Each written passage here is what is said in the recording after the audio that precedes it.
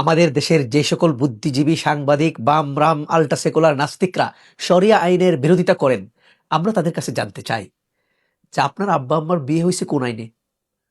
শরিয়া আইনে। তাহলে আপনি যদি শরিয়া আইনকে অস্বীকার করেন, তাহলে আপনার আব্বা আম্মার বিয়ে অবৈধ, বিয়েই হয় নাই। বিয়ে ছাড়া যে সন্তানের জন্ম হয়েছে তাকে কি বলে? এখন শরিয়া আইনকে অস্বীকার করলে তো নিজের অস্তিত্বই থাকবে না, নিজের জানার সন্তান হতে হবে।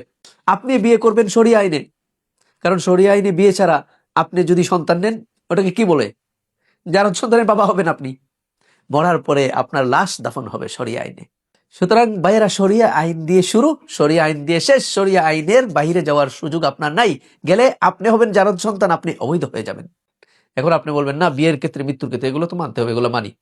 আল্লাহ বলতেছেন যে কিছু মানে, কিছু মানে না। বিয়ের ক্ষেত্রে, মৃত্যুর ক্ষেত্রে, জানাজার ক্ষেত্রে শরিয়া আইন মানেন, রাষ্ট্র পরিচালনার ক্ষেত্রে শরিয়া আইন মানেন না। তাহলে কিছু মানলেন, কিছু মানলেন না। আল্লাহ বলতেছেন তুমিনুনা বিবাদিল কিতাব ওয়া তাকফুরুনা বিবাদ। কিছু মানো আর কিছুকে অস্বীকার করো, কুফরি করো। তোমরা তো মুসলমানই না। দুনিয়াতে তোমাদের খিজিয়ুন ফিল হায়াতিদ দুনিয়া ওয়া ইয়াউমাল কিয়ামাতি ইউরাদ্দুনা ইলা আশাদ্দিল আযাব। আর কিয়ামতে তো কঠিন শাস্তি আছেই। কিছু মান্য আর কিছু না মান্য, এই জাতির মুসলমান আল্লাহর দরকার না। আল্লাহ এদেরকে মুক্তি দিবেন না, দুনিয়াতেও না, আখিরাতেও না।